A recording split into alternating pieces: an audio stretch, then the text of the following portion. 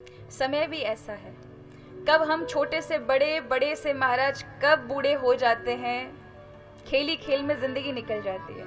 पर इस जीवन में आपने क्या किया, ये बहुत महत्वपूर्ण। क्या इस जीवन में आपने भगवान का भजन किया? क्या इस जीवन में आपने लोगों को प्रेम दिया?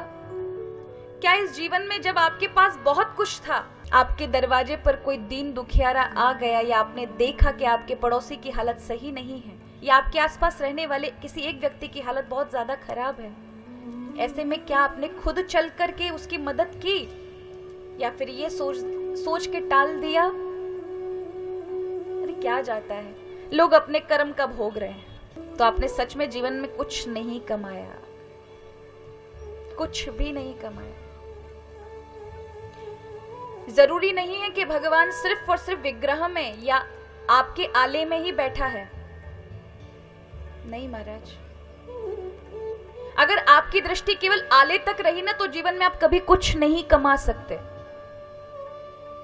केवल आपकी दृष्टि केवल विग्रह में, केवल मंदिर के अंदर भगवान है, बाकी जगह आप खुलेआम घूमो महाराज, जो मन में आए सो काम कर रहे हो, वो भगवान की भक्ति नहीं है। वो विग्रह से निकलकर सब में दिखाई पड़ जाए, ये यात्रा है भगवान की पूजा की। मंदिर किस लिए जाते हैं आप? हम जो लिए लड्डू गोपाल घूमते, उसका मतलब ही क्या है? कि दृष्टि पहले विग्रह में है कि मेरे साथ प्रभु है, ये विश्वास हो जाए तुम्हें। और एक समय जब ऐसा आए कि विग्रह में तो दिखे, लेकिन चलते फिरते समग्र जीव जंतुओं में आपको नजर आए, हर एक जगह पर भगवान की स्थिति आपको नजर आए कि मेरा कन्हैया देख रहा है, मेरा राम देख रहा है, मैं अगर कुछ गलत कह भी दूं तो मेरे प्रभु देख रहे हैं, वो नाराज हो जाएंगे। क्या ऐसा कभी आता है? एक भक्त के पास भगवान आए और उन्होंने कहा, भैया मैं उसके सामने प्रकट हो गए और कहा कि मैं तुम्हारे साथ रहना चाहता हूं। उसने कहा आप कौन?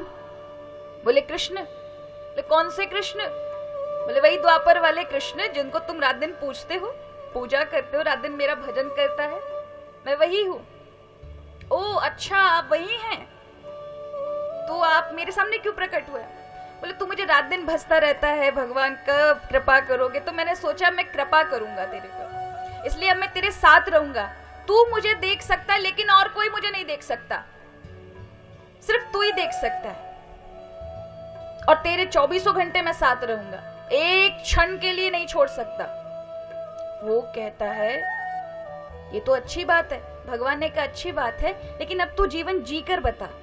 अब ऐसा समझो दुकान पर बैठे हो, ग्राहक आया, उसने मोल भाव किया और आप पूछ रहे हैं, वो कह रहे हैं अरे कुछ तो कम। अरे भैया मेरा तो इतना पड़ता ही नहीं बैठता, मैं खुद घाटे में हूं, पर आपको चीज दे रहा हूं। और समझ लो भगवान श्री कृष्ण बिल्कुल बगल से खड़े हैं, उनकी ओर देख लो। झूठ बोल पाएंगे आप? घर से बाहर निकले, किसी ने फोन किया और बहुत परेशान है व्यक्ति, उसने फोन किया आपको, भैया मुझे मदद किया, तुरंत फोन पे, अरे बैठे उन्हेल में, फोन पर कह रहे हैं अरे मैं तो इंदौर पहुंच गया, आप तो पहले बताना चाहिए था मुझे। अब ये नजर डाल लो कि बगल से श्री कृष्ण खड़े हैं। क्या हमारी अवस्था होगी? भगवान के सामने झूठ बोल सकते हैं? वो तुरंत कह देंगे झूठे, झूठ बोल रहा है। रात को लेट आ रहे हैं, माता पिता पूछे कहां से आ रहे हो, और हमारा तरह तरह के बहाने बनाए, तब समझ लो भगवान श्री कृष्ण बगल से खड़े हैं। क्या जवाब दोगे? हाँ, सच बताना पड़ेगा, झूठ नहीं कह सकते। हमारे सारे जो गोरख धंधे ना सब बंद हो जाएंगे महाराज। और हम बड़े चालाक है, चाहते ही नहीं कि भगवान फोटो से कभी बाहर आए, हम चाहते फोटो में ही रहे महाराज, जिससे हमारे काम चलते रहे। इसलिए हम केवल मंदिरों में और इन विग्रहों में तक ही अपनी दृष्टि जमाते हैं, उससे ज्यादा हम देखना चाहते नहीं है, इसलिए वो हमारे समक्ष प्रकट होता नहीं है। ये विग्रह इत्यादि, और जब हम भगवान की सेवा करते हैं ना, स्वरूपों की, स्वरूप माने भगवान के विग्रह, भगवान की जिन मूर्तियों को, मूर्ति नहीं कह सकते उन्हें, मूर्ति तो हमारा चौराहे पर लगाई जाती है महापुरुषों की, उनकी पूजा पाठ नहीं होती, वो सिर्फ देखनी है, दर्शनीय है, उन महापुरुषों को याद करने के लिए है। मूर्तियां तो एक मूर्तिकार भी बनाता है जो नाले में जहां गंदगी बहती है वहीं पर अपनी स्टॉल लगा लेता है। क्या आप सभी रोली चावल चंदन लगाने जाते हैं क्या?